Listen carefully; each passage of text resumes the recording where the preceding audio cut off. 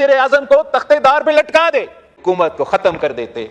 फौजी जनरल को इजाजत वजीर आजम को हटाना, काला कोट पहनने वाला को इजाजत वजीर आजम को हटाना, जो काला साम, जो दांत रखने वाला जहर वाला काला साम जो इस पूरा पार्लियामान के इर्द गिर्द घूम रहा है, इस पार्लियामान पे हमला करते आ रहा है, इस पार्लियामान के अफेयर्स में मुदाखलत करते आ रहा है, एक के बाद एक वजीर आजम को फारिग करने, वो अपने इख्तियार अवाम को इंसाफ देने पे इस्तेमाल नहीं करते। जब हम जिदोजहद करके, हम कुर्बानियों दे के आमरीत को, आमिर को भगाते हैं, वो सिर्फ जमहूरियत और आईन और दस्तूर को तब इनको याद आता है। ये जिम्मेदारी पाकिस्तान की तारीख में कब पूरा किया है? वो दे या ना दे, ये इनका भी सियासी कामयाबी है। सियासतदान एक दूसरे के हाथ तक नहीं मिलाने के लिए तैयार है। अस्सलाम वालेकुम नाज़रीन इकराम, बिलावल भुट्टो जरदारी ने आज कौमी असम्बली के फ्लोर पर इतनी जानदार किस्म की तकरीर की कि अरकान असम्बली बिलावल भुट्टो का मुंह देखते रह गए। वहाँ पे मौजूद हुकूमती अरकान और ख़ास तौर पर वज़ीर-ए-आज़म पाकिस्तान मियाँ शहबाज शरीफ बिलावल भुट्टो की तकरीर सुनकर हैरान रह गए। आप तकरीर देखेंगे आपको समझ आ जाएगी कि बिलावल भुट्टो ने आज कितनी सख्त अल्फाज में तकरीर की और पूरी असम्बली को हिला कर रख दिया। वीडियो देखिए, फिर इस पर बात करते हैं। सरजमीन बेआईन को अपना आईन दिलवाया था। जो हमारा आईन में तमाम काले कवानीन थे, आमिर के डले हुए जज साहिबान की इजाजत के साथ, वो तमाम काले कवानीन को हमने अपना आईन से निकलवा दिए। जब आमतौर पे ये तासुर दिया जाता है कि पाकिस्तान की सियासतदान एक दूसरे के हाथ तक नहीं मिलाने के लिए तैयार है, जहां हुकूमत के इत्तेहादी अपोजिशन की जो लार्जेस्ट पार्टी है, उनसे हमारा बाकायदा राब्ता वैसे इतना ज्यादा नहीं होता। इस हालात में जितना इत्तफाक़े राय पैदा हो सकता था, मुमकिन था, वो इत्तफाक़े राय पाकिस्तान के अवाम से पूछना चाहूंगा कि क्या वो पाकिस्तान के निज़ाम अदल से, पाकिस्तान की इंसाफ के निज़ाम से मुतमिन हैं या नहीं। मैं पाकिस्तान के अवाम से पूछना चाहूंगा कि क्या वो ये चाहते हैं कि जैसे पाकिस्तान की अदालत का निज़ाम चलता आ रहा है वैसे ही चलना चाहिए। मैं पूछता हूं कि क्या हम भूल चुके हैं कि पाकिस्तान की अदालत की तारीख क्या है? हमारा अदालत का काम था जमहूरियत का तहफ़्फ़ुज़ दिलवाना, हमारा अदालत का काम था आईन का तहफ़्फ़ुज़ करना, हमारा अदालत का काम था आमिर का रास्ता रोकना। जनाब स्पीकर, आप मुझे एक दफा बताए कि अदालत ने यह जिम्मेदारी पाकिस्तान की तारीख में कब पूरा किया है? आधा पाकिस्तान की हिस्ट्री में हम डिक्टेटरशिप रहे हैं, मगर वो डिक्टेटरशिप को कामयाब होने में सफ़े अव्वल का किरदार तो हमारा अदालत का रहा है। कायदे अवाम शहीद जुल्फ़िकार अली भुट्टो को इस अदालत ने तख्तेदार पे लटका दिया। जनरल ज़िया उल हक को इस अदालत ने इजाजत दी कि आईन में तरमीम करे।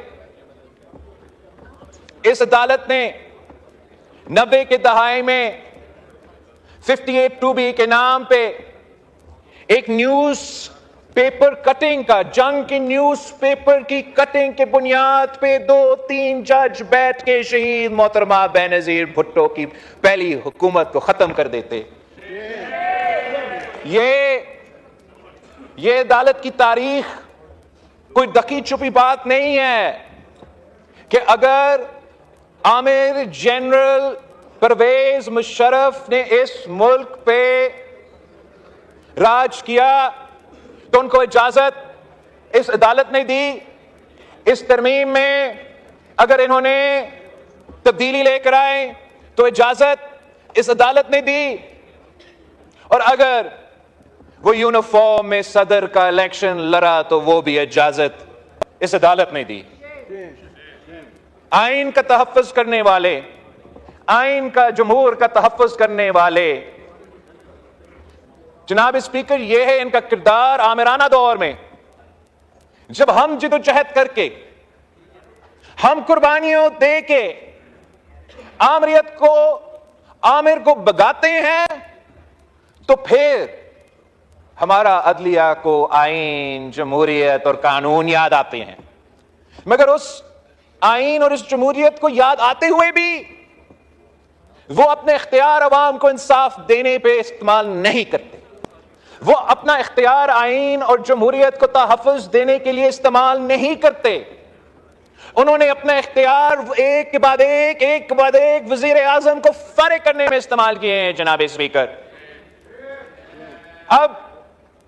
अब हमारे ऑपोजिशन के दोस्त काला सांप की बात कर रहे हैं, दांत और जहर की बात कर रहे हैं। उनका नुक्ते नजर में इस आईनी तरमीम में ऐसे कोई शिक थे जो उनके इनपुट के बाद हटाए गए। इनकी बिल्कुल अपना हक है, अपना राय है और कामयाब हुआ अपने मकसद में। मेरी नजर में इस पार्लियामान के लिए, इस आईन के लिए, इस जमहूरियत के लिए जो काला सांप, जो दांत रखने वाला, जहर वाला काला सांप जो इस पूरा पार्लियामान के इर्द गिर्द घूम रहा है, इस पार्लियामान पे हमला करते आ रहा है, इस पार्लियामान के अफेयर्स में मुदाखलत करते आ रहा है, जिसने एक नहीं, मैं गिन नहीं सकता हूं कि कितने वज़ीर आज़म को फारिग करवाया, वो काला सांप हमारा इफ्तिखार चौधरी वाला अदालत है।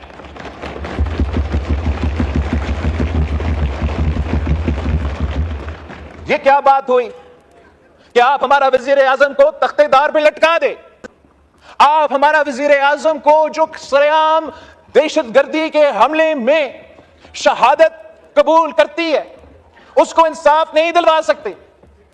आप उसके बाद जो वज़ीर आज़म मुंतखब होते हैं, आप कहते हैं खत ना लिखने पे।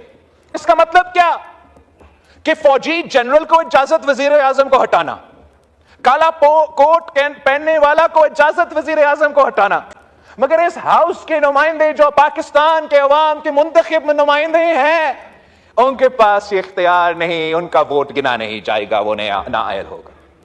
नाज़रीन कराम, आपने वीडियो देखी। बिलावल भुट्टो जरदारी ने आज कौमी असम्बली में दिल की भड़ास निकाल दी और तमाम अरकान असम्बली की कानों की खिड़कियां खोल के रख दी और वाज़ेह कहा कि ये इक़्तिदार किसी के पास भी हमेशा नहीं रहता। हमेशा का इक़्तिदार सिर्फ और सिर्फ अल्लाह रब्बुल इज़्ज़त का है और वही हमेशा रहेगा। लेकिन जो इस मुल्क के साथ हो रहा है, जो इस मुल्क की आवाम के साथ हो रहा है, उस मुतल्लिक तमाम लोगों को सोचना पड़ेगा।